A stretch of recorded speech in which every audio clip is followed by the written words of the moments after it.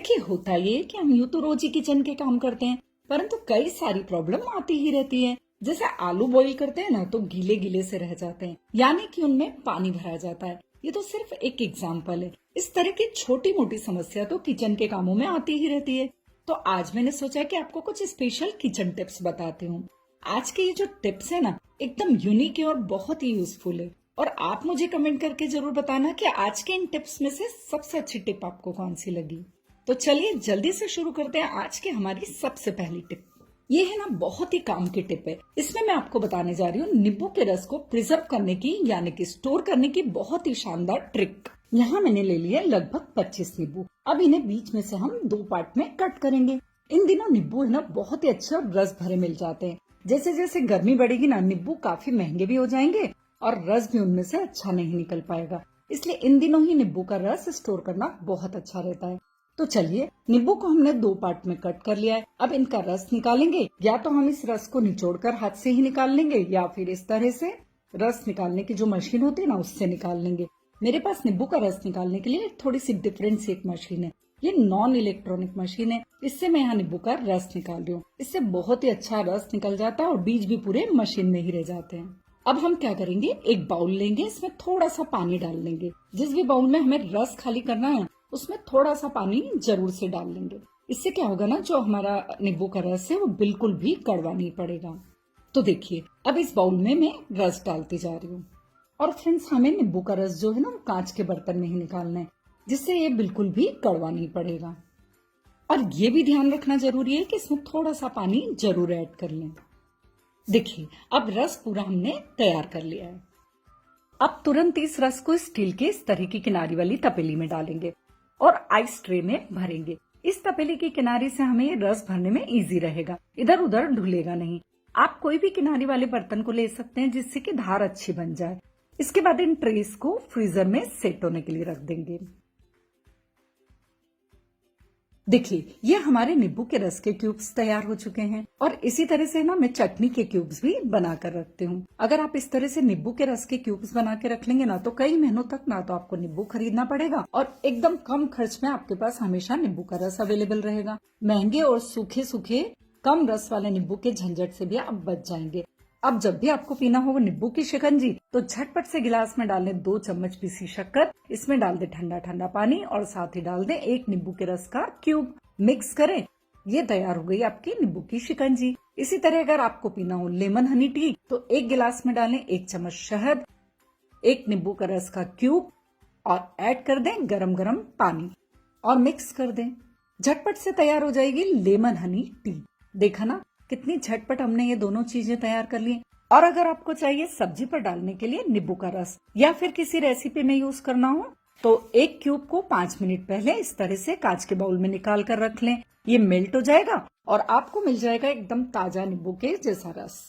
तो आप भी आजमाइए ये वाली बहुत अच्छी नींबू का रस स्टोर करने की ट्रिक। मैं सालों से इसी तरह से नींबू का रस प्रिजर्व करती हूँ। और अब हम देख लेते हैं हमारी नेक्स्ट टिप, यानी कि टिप नंबर 2। ये तो बहुत ही खास टिप है। इसमें मैं आज आपको बता रही हूँ कि स्प्रिंग रोल के शीट्स या समोसा पट्टी घर में कैसे बनाई जाती है। और ये इतना आसान तरीका बताऊंगी कि तुरंत ही आपको इसे बनाने का मन होगा। इसके लिए एक मिक्सिंग बाउल में हम 3/4 बाउल भर के मैदा ले लेंगे। स्वादानुसार इसमें डाल देंगे नमक और डालेंगे 1 छोटी चम्मच जितना कुकिंग ऑयल। अब इसमें थोड़ा थोड़ा पानी डालते हुए इसका घोल बनाना स्टार्ट करेंगे। इसका ये जो घोल हम तैयार कर रहे हैं ना, वो एकदम लम्प फ्री होना चाहिए। अगर आप चाहें ना तो हैंड मिक्सर से भी इस घोल को बना सकते हैं। अब आप देखिए, ये घोल एकदम चिकना और स्मूथ सा तैयार हुआ है। इसमें बिल्कुल भी गुठलियां नहीं रहनी चाहिए, तभी तो हमारी स्प्रिंग रोल की शीट्स एकदम बढ़िया बनेगी ना। तो अब ये हमारा बैटर तो रेडी है। 3-4 मिनट के लिए इसे साइड में रख लेंगे और बाकी की तैयारी कर लेंगे।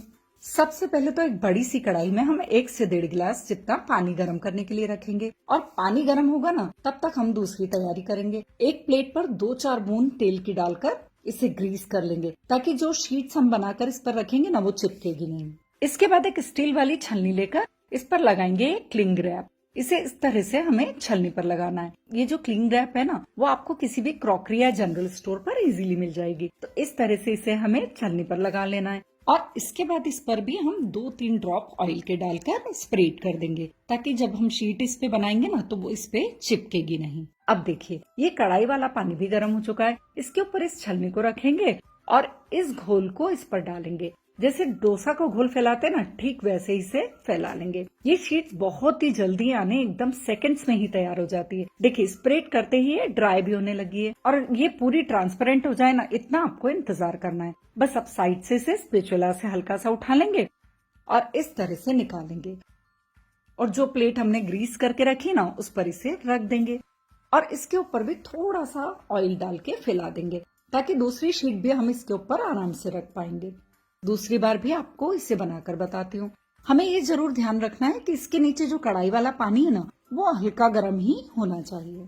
देखिए आप देख सकते हैं पतली पतली शीट्स इसकी बनकर तैयार हो जाएगी। बैटर की कंसिस्टेंसी भी आपको क्लियरली समझ ही आ रही होगी। इसी तरह से आपको सारे शीट्स बनाना है। तो देखा ना आपने, एकदम इजी सा तरीका है घर पर ही स्प्रिंग रोल की शीट्स को बनाने का।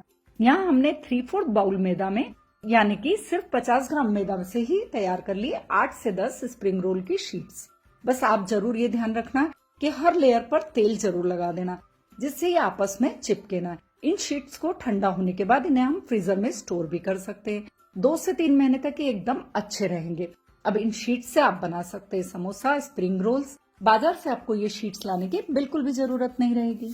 टिप नंबर 3, कई लोगों को शिकायत रहती है कि जब भी आलू बॉईल करते हैं ना उनके आलू में पानी रह जाता है और उससे वो जो भी चीज बनाते हैं ना वो बिगड़ जाती है। इसलिए एकदम डिफरेंट तरीका आलू को बॉईल करने का आपको बताती हूँ। इसके लिए हमें एक डबल फोल्ड किया हुआ कपड़ा लेना है, इसमें आलू रखकर फोल्ड करना है और एक बर्तन में रखना है जो कि कुकर के अंदर आ जाए। अब कुकर में डालेंगे 1 गिलास पानी। इस आलू वाले बर्तन को रखना है कुकर में। इससे क्या होगा ना कि स्टीम से ही आलू बॉईल हो जाएंगे, डायरेक्ट पानी इन आलूओं पर नहीं लगेगा। अब कुकर का ढक्कन लगाकर इसे प्रेशर कुक करेंगे। खास बात जो हमें यहाँ ध्यान रखना है कि मीडियम टू लो फ्लेम पर ही सीटी लेना है। नॉर्मली जो भी हम सीटी लेते हैं ना वो तेज आंच में भी ले लेते हैं, लेकिन यहाँ पर हम मीडियम फ्लेम पर ही सीटी लेंगे। हमें 3 से 4 सीटी इस समय इसमें लेनी है, वो भी मीडियम टू लो फ्लेम पर। अब इस कुकर को ऐसे ही थोड़ी देर के लिए छोड़ देंगे। कुकर पूरी तरह से ठंडा हो चुका है। अब इसे खोलकर आलू को निकालेंगे। अब इसे मैं आपको काट कर दिखाती हूँ कि ये अच्छे से बॉईल हुए या नहीं हुए। देखिए परफेक्टली ये बॉईल हो चुके हैं। ना ही मैंने आलू को आधा लिया था, पूरा का पूरा आलू हमने रखा था। आप देखिए ठंडा होने पे इसका छिलका भी आसानी से उतर कर आ रहा है। इसे मैश करके दिखाती हूँ। देखिए आप देख रहे हैं ना एकदम अच्छे से ये आलू बॉईल हो चुके हैं। अब आप इन्हें किसी भी रेसिपी में यूज करें, आपको कोई भी प्रॉब्लम नहीं होगी। तो देखा ना फ्रेंड्स आपने, ये एकदम छोटी छोटी सी और आसान सी ट्रिक्स कितनी काम की है। आप भी इन्हें आजमाइए और मुझे कमेंट करके जरूर बताइए कि कौन सी टिप आपको सबसे अच्छी लगी। और अगर आपको मेरी ये टिप्स अच्छी लगी हो तो आज के इस वीडियो को लाइक कीजिए और ज्यादा से ज्यादा शेयर कीजिए। Thank you for watching. मिलते हैं जल्दी ही फिर एक नए वीडियो के साथ। Till then take care, bye bye.